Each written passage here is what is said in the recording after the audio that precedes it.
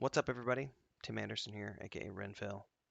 Welcome to my vlog, the place where I just talk about life, love, and things that aren't curated pieces of content like Rings of Power or the game videos or any of the live streams. I got Luke and Leia behind me. Luke is over here, Leia's over there. These are the two that we originally adopted when we first moved in. And for those of you who have been following these videos and the live streams and everything else since we moved in here in mid-March, you'll remember that when they first showed up here with their mom, like they were feral, and I got bit. It was not a fun. We got anyway. They've grown up a lot on stream and on the videos, and this is the part where I want to say thanks because June was a really good month for us. June was my first month of going full time on YouTube. Not only did we hit all of our numbers for what I need to bring in to pay the bills and be a full time content creator, but we also did a fundraiser to help with the rescue cats. Because as those of you who have been here a while know, we don't just have their mom and these two. She was pregnant. The vets wouldn't spay her, so we had to let those babies be born. We now have five little 2-month-old babies running around the house, and so we asked for $300 at the beginning of June to help cover the cost of getting spayed and getting the moms and these two spayed and neutered, and to cover food and everything else for the babies until such time as we were able to get them adopted. The community came through and we smashed that goal, and we actually ended up raising $490, which was great. And if you've been following along, these two and their mom got spayed and neutered. It's been a while now. Like 3 weeks or something ago. I think maybe not even quite 3 weeks, but like 2 weeks ago, something like that. I didn't do an episode last week. I don't remember why. We were super busy and I was really tired, and I just ended up doing a live stream last Monday instead of an episode of Monday Musings. And I think I just played World of Warcraft last Monday morning. Anyway, the update is that these two are spayed and neutered. They're fully healed up. Mom is fully healed up. She's been going outside now past 3 or 4 days now. She's back. She literally, like, Chris came in here as I think I was just finished up my stream this morning, and I was getting ready to do my Two Towers read through, and Chris was like, "Hey, come check this out." And I went outside, and Mom had brought back a little 6-inch lizard for the little kittens to start teaching them how to eat and hunt, which is very good. So she's back to her normal routines, starting to bring things for the new babies. The vet clinic just put photos up today, about 11 a.m. I'm pre-recording this on Sunday, July 10th. Anyway, so it's about 11 a.m. Sunday morning. The vet clinic where we got them spayed and neutered put up the photos that I took last Sunday, and hopefully we're going to start finding them forever homes. Um, there is a small chance, depending on whether or not they get adopted. If they don't get adopted, we may end up having more cats. If that does happen, more than likely, I will run a fundraiser again. Not to cover cat costs, but we can't. The Where we live, we don't have the space inside to house 8 cats. It's just not realistic. Like these two, we were happy to adopt because it's like 2 cats, not that big of a deal. Mama cat was always going to be an outside cat, come and go as she wants.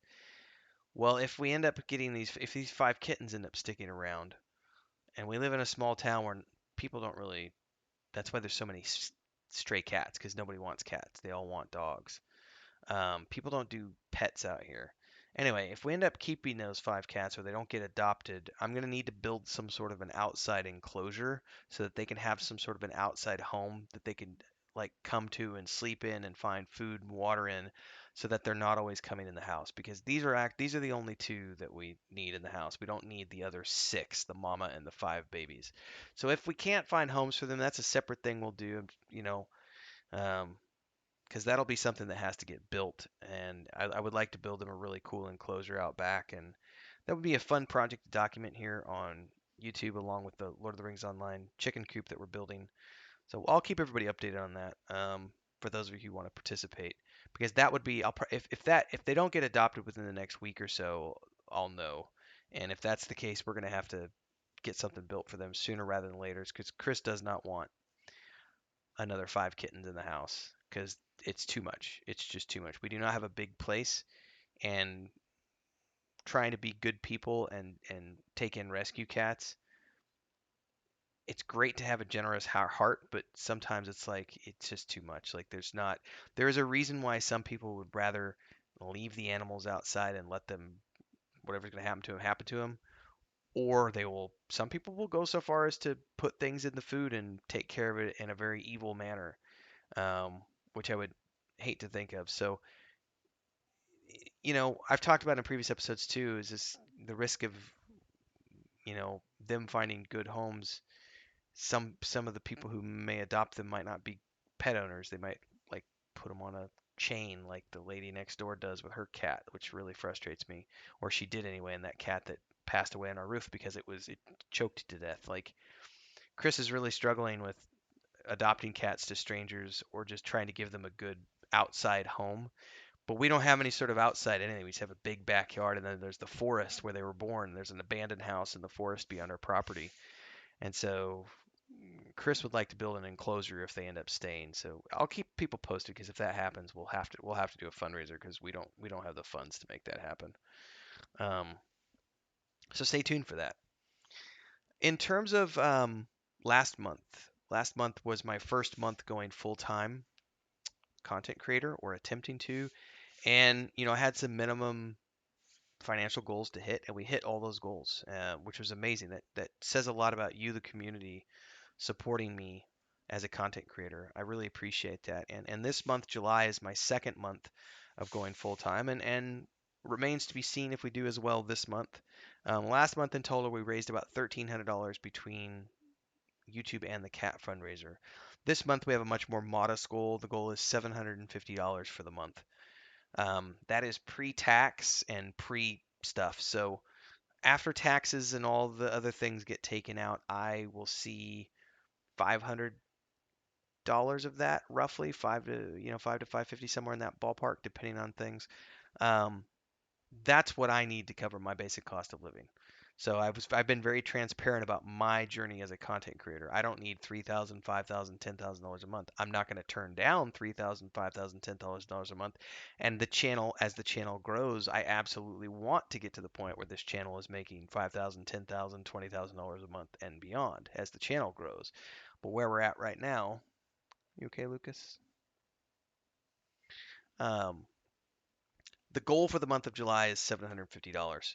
So if you like the content that I'm producing and you liked the pace at which I produced it in June and you want me to keep doing what I'm doing and you want this channel to keep producing content that you can consume and live streams that you can tune into and find yourself entertained by, etc., here's what you need to do. If you're on a video like this that's uploaded, there is a super thanks video down there where you can just click that button and you get to choose the amount that you donate towards one of these videos. Any uploaded video that you see on YouTube, you can do that with for a content creator that has that unlocked if they're monetized. So there's a super thanks button down there. Hit it, choose what you want.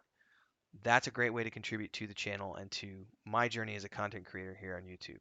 You can also join as a member of the Adventurers Guild for $2.99 a month. It's a much smaller contribution, but I'm trying to do fun stuff for the members. Like I'm doing the audiobook chapters on Saturdays of my publications, and we are starting to document the Lord of the Rings Online chicken coop that I'm going to be building. That's going to be a work in progress. It's not going to happen right away. It's going to be a 2 to 3 month deal. We went and sourced, so I should say sourced, that's not true. We went and priced some lumber in town on Friday, Thursday or Friday, I forget what day it was. We went and priced some lumber. I was able to see what's available here in town in terms of supplies because we're not in a big city and I don't have a vehicle, so I can't go to Home Depot 2 hours down the road to get the perfect supply. So I have to work with what is available in my local area, what is sourced here locally. So if I want to support the local guys, I have to buy what the local guys provide. So I went and looked and saw what they had available, and I compared that to the Lord of the Rings chicken coop that I want to build. And I said, okay, if I use this, that, and the other, I can make this work. And we got some quotes on the material, and I have a very rough idea of what it would cost now to get all the materials, which is what I thought it was going to be. About $250 is what we're estimating. That was the stretch goal that we shot for last week, or last month, I should say. But bear in mind that stretch goal was $250 pre-tax, and pre everything else. So at the end of the day, I probably only saw 175, $200 of that. In any case, we have started to estimate material and price material. The next step is Chris is going to talk to some people in her hometown, which is about 30 minutes down the road, because they know some local carpenters there who get their lumber cheaper because they get it from people who are actually cutting the wood down and milling it themselves. So we're trying to be budget conscious here. Frugal is a word. I don't just throw money around willy nilly. Um, so we're going to continue to price things out, and once we know what's the cheapest material we can get, then we will start to look at actually purchasing things. In the meantime, one of the videos I'm going to be doing this week at some point is the first of the member videos about how I'm doing this process. So if you've never done carpentry before and you're interested in this kind of stuff, the video that I will be making this week for members is going to be talking about the material that I found and how I'm using that knowledge to then plan out my build by actually doing the measurements and laying it out on a piece of paper and doing an estimate and figuring out, okay, I'm gonna need this many boards at that size. I'm gonna need this many posts. I'm gonna need this much wire mesh. I'm gonna need this many nails, things of that nature. And then of course, going over by 25% so you've got excess for cutoff and all these other things. And pre-planning, because you have to pre-plan where your cut's gonna go and how is this gonna lay out, and do it all on paper. As they say, measure twice, cut once. So we're doing all of the initial layout right now, as well as pricing and material, so that I know exactly what I need to get, so that when it comes time to actually order the material, I can order what I need plus excess and have it all on hand. So that's the steps that we're in right now, the stages that we're in right now. Some of that will come out for the public, but a lot of that is going to be locked behind a paywall for our members, so they get private access to that. So if you like that kind of stuff, that would be why you want to join as a member. Otherwise, like I said, super thanks. And anytime we're doing a live stream, super chats and stickers allow you to choose the amount that you want to donate to the channel while I'm live on a stream, and that's down there in that chat box. You could just click that button and you can choose to do a super chat. I think there's some already pre-filled in numbers in there for like 5, 10, $15 or something, but you can obviously choose your own amount. And that's the other way you can contribute to the channel. I don't have a PayPal set up for donations directly that way. I know some people have asked, hey, can we just give you money through PayPal? You can, yes. I haven't made that information public. Um, PayPal has some new restrictions on, as far as I understand things, on those types of donations, and they require you to have a business account. Now, my personal PayPal account is a very old account that I've had since, I want to say, man, just like 2001. 2000, whenever eBay and PayPal first started, was when I got that account. And I don't want to switch that account over to a business account. It's my personal account. I've had it for years. And I don't know that I need a business account yet because I'm not big enough as a YouTuber. So I would say if you do want to contribute, for those of you who have asked about a PayPal, I appreciate that. If you want to contribute via PayPal, the best way, reach out to me directly on Discord, and I will get you a link, my paypal.me link, and that you can contribute that way. I don't want to make that link public because of various reasons. So again, if you want to go the PayPal route, you need to just reach out to me directly on Discord, and I'll get you that information. Otherwise, super thanks on uploaded videos and super chats and stickers on the live videos, or join as a member. Those are all great ways to support the channel, and I appreciate those of you who have done so to date. Again, the goal for this month is $750. So we're onwards and upwards. I don't really know where we're at right now. I think we're 10 days into the month. I think we're around $150. I think. Actually, let me open it up real quick and see. That upload is finished, it says, and that was the upload for um, Monday's Middle Earth, which is later today.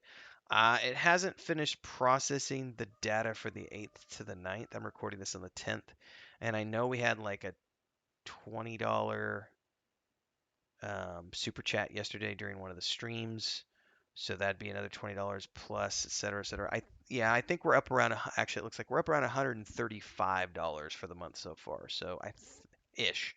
I'm making an estimate based on the numbers I'm seeing right now, and those are net numbers. So we're at like 135 for the month so far. So ish, like I said. So we're getting there. 750 is a roll for the month. This month, like I said, I am going to be attempting to do a couple of 12-hour streams this month, and those will have some different objectives. One of the things I changed over from this month, I originally I did a poll and I said, um, do people want me to do monthly objectives or stream objectives, and or per daily day objectives, and everyone voted for monthly objectives. For the first like 6 days of the month, I had a monthly objective tagged to my live streams, and I didn't see any contributions coming in. And I had a discussion with some friends, and they were using the per stream objective, and they said you should really try this. So even though the votes didn't say so, I switched over to the per stream objectives, and I immediately noticed that people were putting in 20, 25, $35 per stream once I started doing the per stream objective as opposed to the monthly objective. So I'm more than happy to talk about the monthly objective and share those numbers with people in these weekly updates.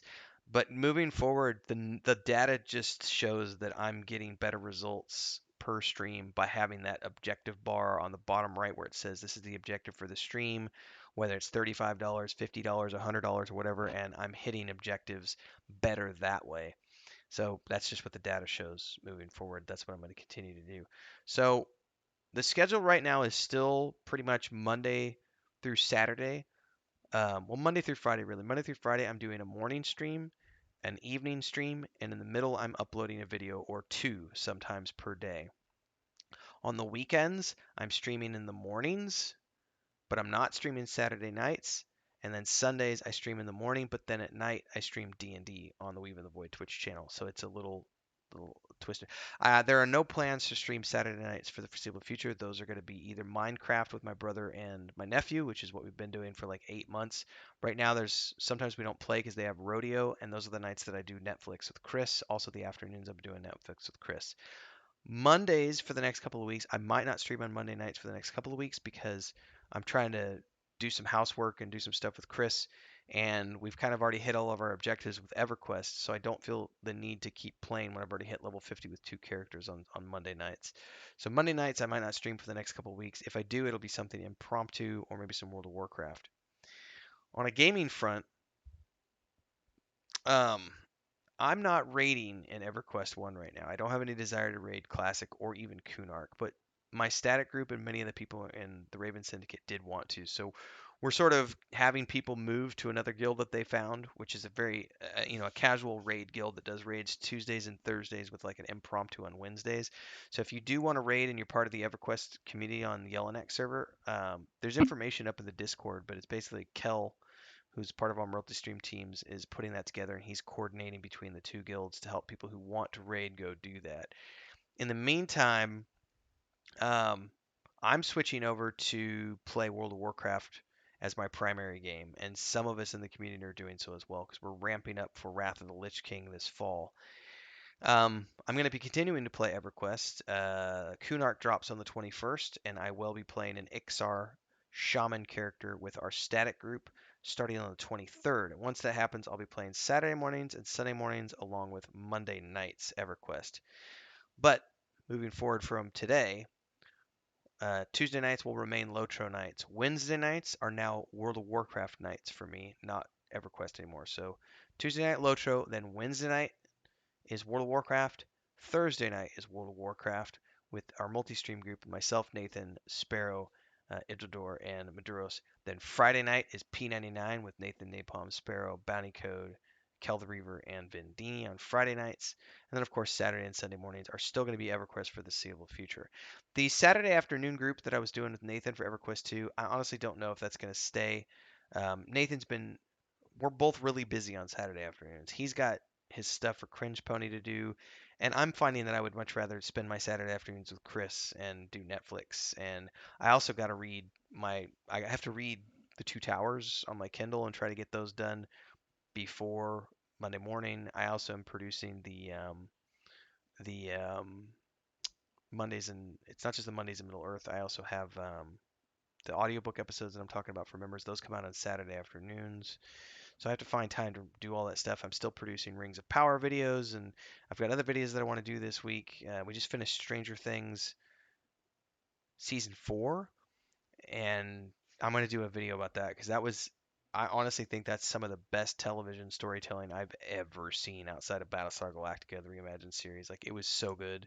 I have nothing but praise, high praise for season 4 of Stranger Things.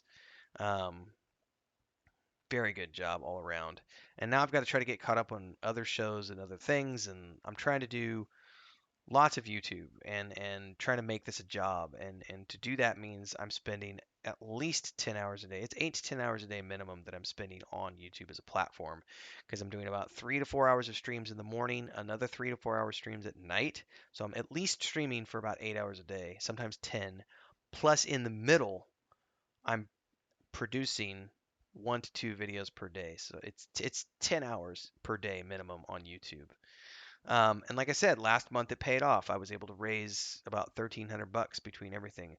This month's a little slower, so I'm hopefully we see things turn around by the end of the month and we see a good strong month, because I do need to hit those numbers to be able to consider this a viable job. Otherwise, I will go out and find. I'm not going to sit around and wait 6 months for it to happen. It'll be like, okay, if it's not going to happen, it's not going to happen. I'll just turn around and get another part-time job, which is fine. It just means I won't produce as much content on YouTube. So that's a you thing, not a me thing. It really is.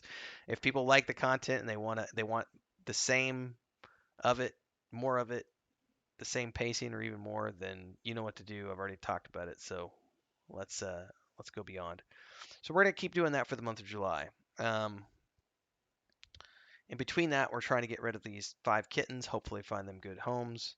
If we don't, like I said, we'll do a fundraiser and we'll build them an outdoor shelter of some type. We're doing the Lotra chicken coop build. Um, that money's already squared away. Um, Chickens are getting big. We estimate 2 months until they're laying eggs. So I've got about 2 months until I've got to get the damn thing built. So I've got about a month to get the pricing and materials sorted out, and then I got to start building it. I'm not going to have power tools for the build. That's just a reality of where we are budget wise. I'm not going to go spend a bunch of money on power tools to build a chicken coop. If I was also building a outdoor chicken cat shelter, excuse me, then that would be built into that GoFundMe, would be the power tools for all those outdoor projects. But I don't. Everything we've done to date, we've just hired a local carpenter, and I'm happy to just hire a local carpenter because I love to support local craftsmen. I was a local craftsman. I'm a third generation ceramic tile and natural stone contractor. I did it for many years. I have no problems supporting contractors, and I would much rather support someone than go out and buy my own tools and build it myself. Because I have other things I could be doing with my time. Time is money. I would rather be doing things that make me money. You okay, Leia? You gonna go cuddle with your brother? You look a little grumpy, Leia. No? Alright, you're not awake yet. Um, so we'll see. The problem is the carpenters we've been trying to work with don't have time. They're so busy with other projects. They're 2 months behind on everything, and no one's had time to do the things that we need to do in the time frame that we need them done. And it's gotten so bad that Chris is like, look, if we're not going to have power tools to do the things we need to do, and we're not going to get a carpenter to do the things we're going to need to do, I'm just going to do this. And so she was getting frustrated with the lack of. We can't just install screens here because it's block. Everything's recessed into block walls, so you can't just buy a screen and insert it. You can buy screen material, build a wood frame, but then you have to drill it into the concrete to mount that wood frame onto the concrete. And we haven't, power tools yet. So she was just like, I'm just gonna buy staples and just staple a screen onto the outside of the walls. I was like, well, I mean, that's the cheap way to do it. It's not gonna be pretty, but no one cares about pretty at this point. Um, so yeah,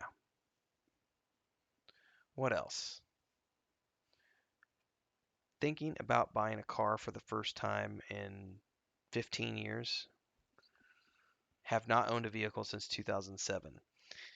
Um, as we've started to settle in here, we bought the place, moved in, furnished the place. By the way, this is real talk, everybody. Real honest talk. Like, Money's tight right now. Not gonna lie, it's tight for everybody. I know everybody's in a similar situation, but that's why I'm so budget conscious right now because we are very much living on our savings. We bought the place, furnished the place, and moved, which means we spent a huge chunk of our savings um, coming out of a very litigious 18 months with the Stormhaven Studios and Saga Leucemia period, where a lot of money was spent on lawyers on both sides of the fence.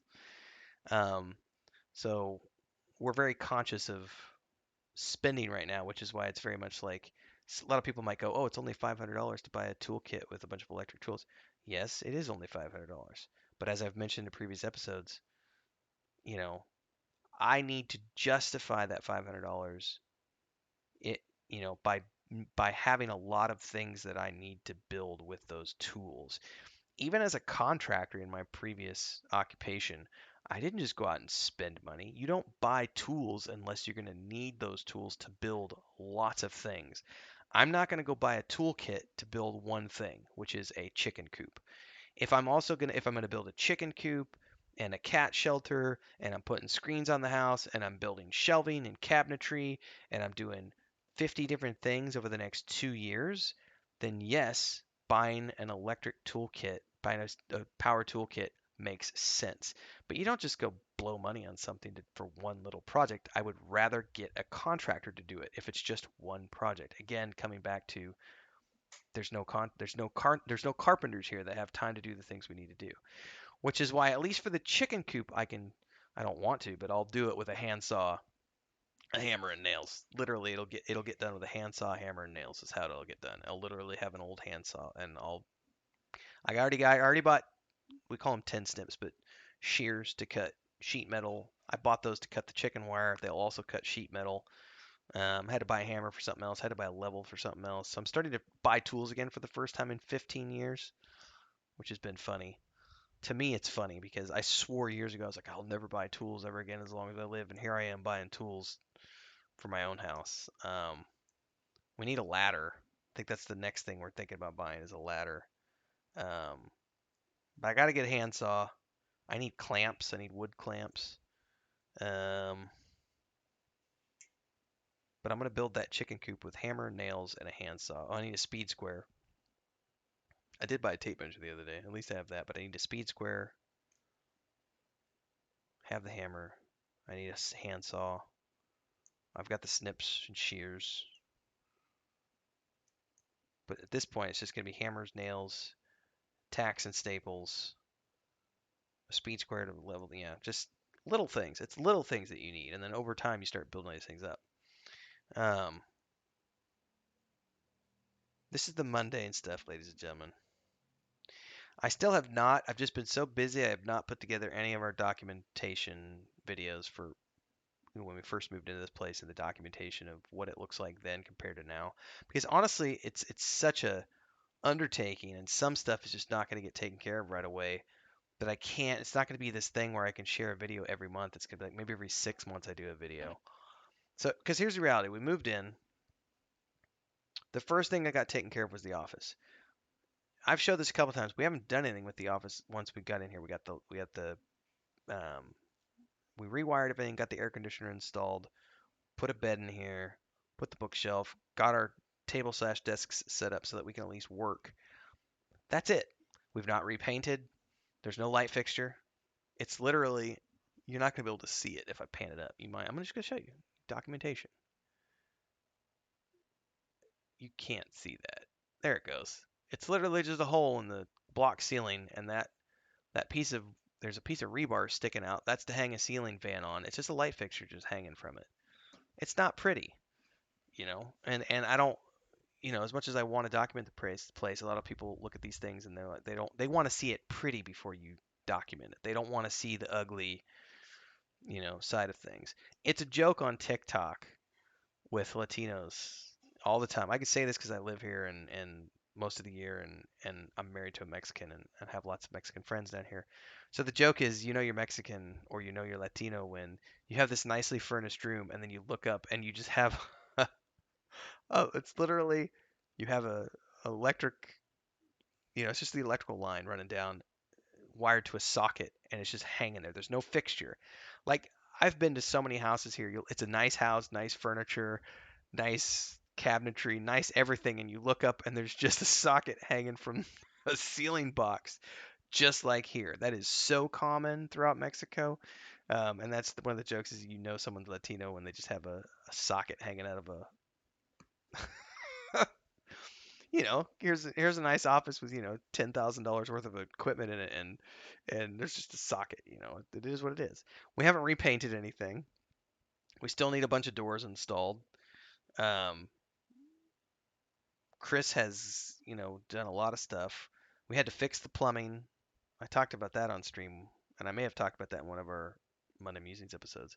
We had a water leak in the main coming into the house one day, and so we had to dig it up, trying to figure out what the leak was. And then we dig down and realized it was just a piece of hose, like garden hose, like that had been down there for 20 years, and it's just rotting away. And we're like connected to the end of a copper pipe. And then Chris went and dug it out while I was streaming one day, and it turns out that we only uncovered like a 6-inch piece of pipe, and we were like, oh my god, we're gonna have to dig up the whole thing. That's a project for another day. Well, Chris had time another day, and she went digging. Turns out it was literally only like an 18-inch long piece of hose, copper pipe, two copper pipes, right, on either side, and 18 inches of hose in between, which makes no freaking sense to me. But these are the types of things we've started to uncover since we moved in. And those are things where it's like, well, that's an undertaking. That has to be fixed. Um, we need to get up on the roof and completely clean the roof and clean all the drain pipes out. There's no guttering on this house, so we would need to install guttering. It's concrete up top, concrete and blocks, so it needs to be meshed. We need to clean it, seal it. So before we can seal it, we have to put mesh down, and then you can seal it with waterproofing, which is white, which helps reflect the sun, cools it down. And then Chris would like to actually install a second floor garden on top so that we have like flash roofing, like sheet roof on top of like a garden upstairs, which would then keep the house cooler because the sun would be hitting the sheet metal roof of the garden up top as opposed to our house, which is a great idea. But that in and of itself means that we got to build a stairway up to the second floor so that we can get up there easily. And then we have to build that part's not hard because then you just run some iron posts up and some sheet metal. And that's literally there's a sheet metal guy who is right across the street who can do all that stuff for me. Um, but it's the building the concrete steps up to the, um, that has to be done. That's a lot of concrete block. We've decided we need to build a block wall around the entire property to stop the water drainage from happening because every time it rains, we get flooded, and there's only a narrow channel that. It's, all of that are these are all things that we've discovered after we moved here that are going to take precedence above light fixtures, above repainting the walls. Um, I have there's no baseboards here, so it's just painted concrete and the paint's all over the floor and everything else. I'm not going to install baseboards. Why do I need it? Literally, why do I need to install baseboards? This is concrete slab onto a concrete block wall. You don't need baseboards. Baseboards are pretty, but they are not functional. So I don't need baseboards. So these are the little things that you have to consider, or at least we're considering. It's like I'm not going to go spend money on baseboards just so that it looks pretty. The only thing anyone is ever going to see is this view right here. And occasionally I might do some documentation videos because I would like to document. And we talked about doing this in the Marginal Boundaries channel so that it didn't screw up the algorithm. But I don't know though. The more I think about it, the more I might just do it on this channel because I like what Asmongold's doing with his main channel. He just puts everything on his Asmongold TV channel. He used to separate it out and have his personal channel be this and the Asmongold TV channel be his gaming stuff. And now he just does everything in one place. And I kind of like that. I'm like, I don't see why I should be splitting stuff up. It might script the algorithm a little bit, but I would also like to build up a big enough of a community that just come here and watch my content and they don't just wait for it to show up in the algorithm. Like they actually come here every day to watch me and hang out with me and talk to Chris. That's the other thing I'm trying to do is I'm trying to get Chris back into streaming with me on the weekends. As we get the cats under control, she said she'd be willing to get back into it. So we're just trying to make the decision now about whether she's going to be playing World of Warcraft or Lord of the Rings Online. Um, you know. Anyway, I'm more interested in building up a long-term community of people who are here because they want to be here, because of the content I create, who I am as a person. They want to hang out, they want to know more, they want to be here, they want to be my friends, they want to be my family, they want to be my community, they want to hang out with Chris and I, they want to know my brother, they want to know more about the Weave and the Void.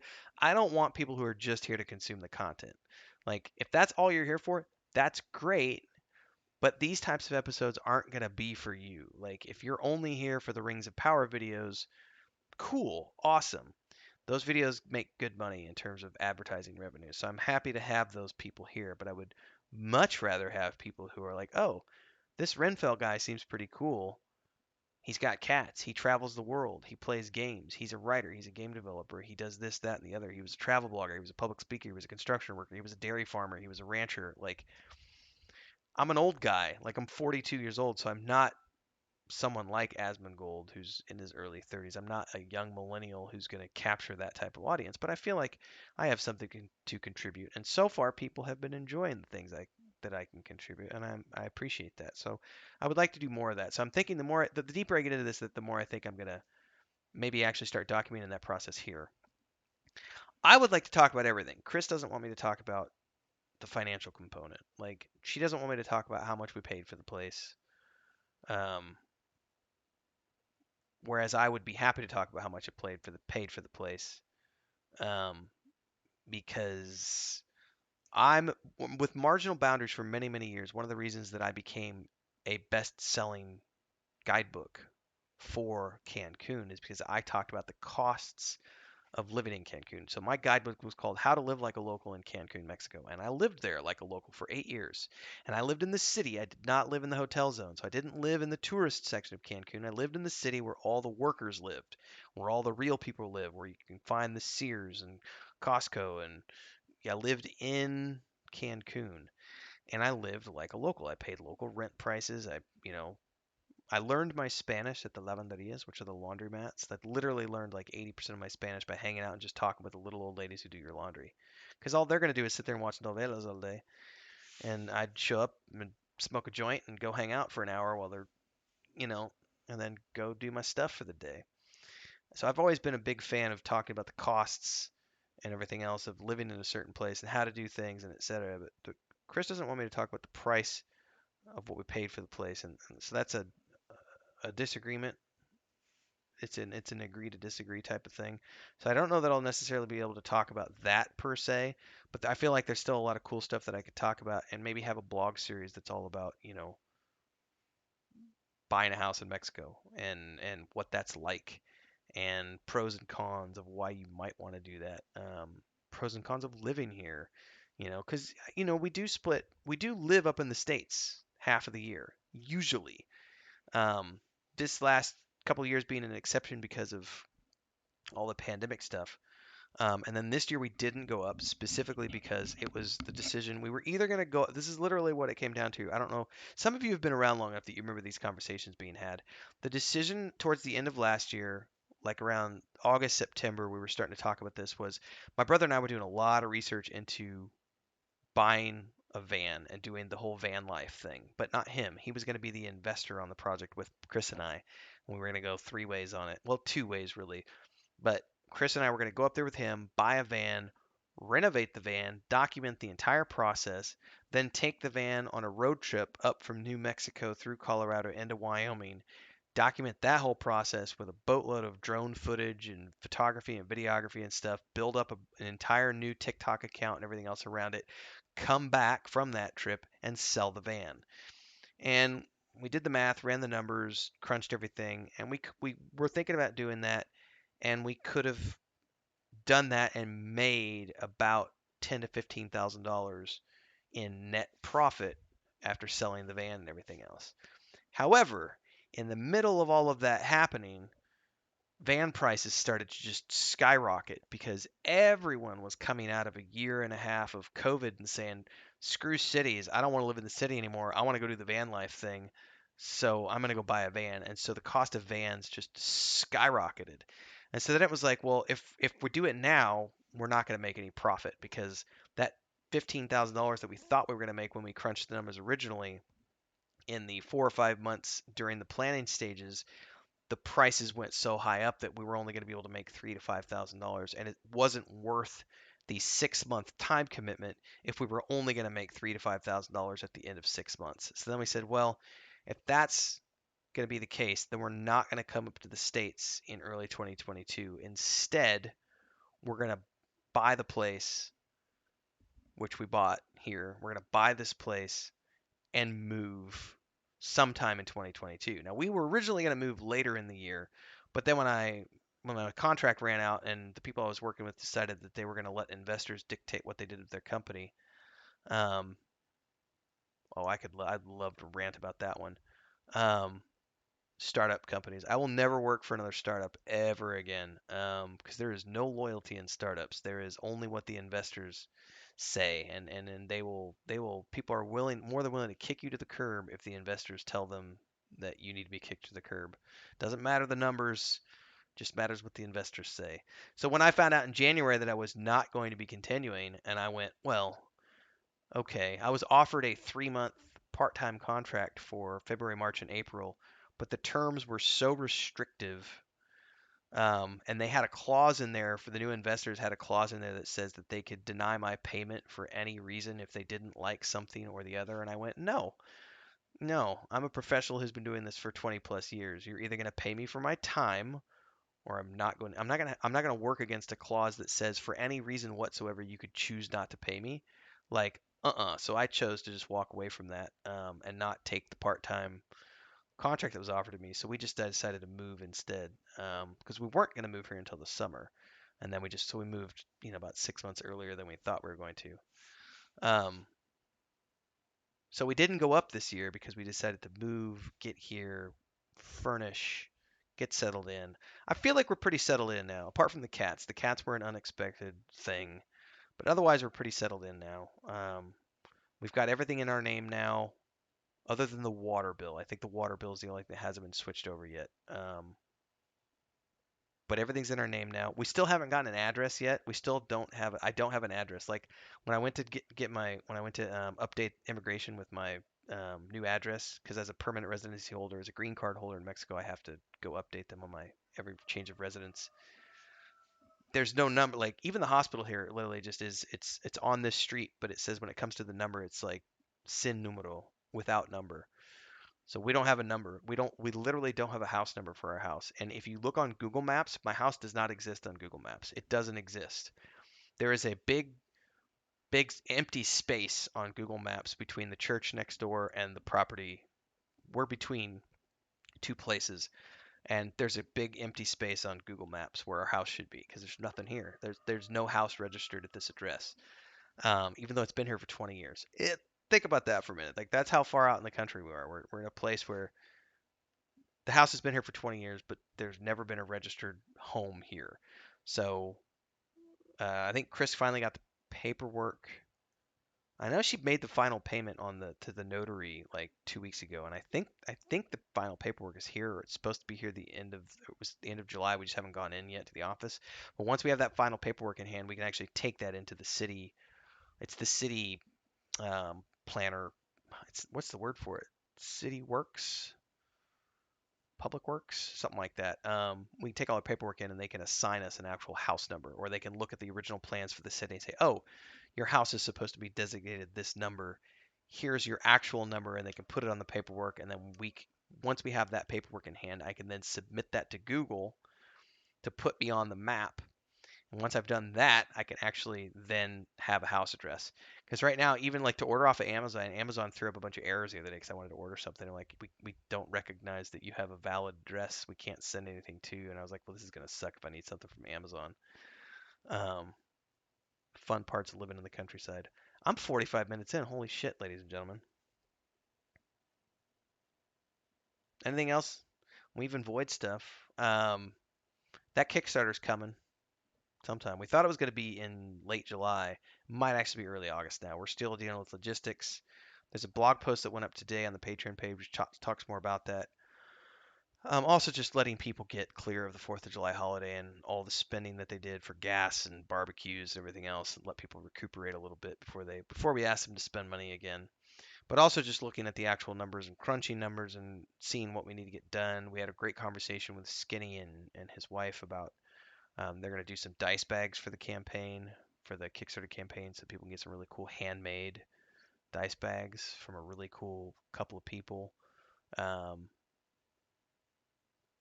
weaveavoid.com if you want to get a standalone copy of our digital version of the tabletop guide source book, and within that source book is the first campaign module, which is levels 1 to 4. We're halfway through that campaign. Actually, as I'm recording this, episode 5 is going live tonight. We're gonna be live streaming, so hopefully we'll see somebody there for that tonight. Anyway, patreon.com/wandering hermits for that world map behind me. Lucas stretching again. They're good babies. And I think our niece is having a baby today. So she's been at the hospital since this morning. So Chris may have already left while I was working in here. I don't know yet. So I'm going to go see what she's up to. Again, thanks everybody for your support last month. If you can afford to and you like what you see here during these streams and etc., again, if you want to support my journey as a content creator, videos like this, you could do a super thanks down below, join as a member of the Adventurers Guild, or if I'm live, you could do super chats and stickers on those videos. And again, if you want to do it through PayPal, just reach out to me privately on Discord. I'll get my PayPal information. You can also reach out to me on Facebook. Either way works for me. Thanks everybody. See you in the next live stream.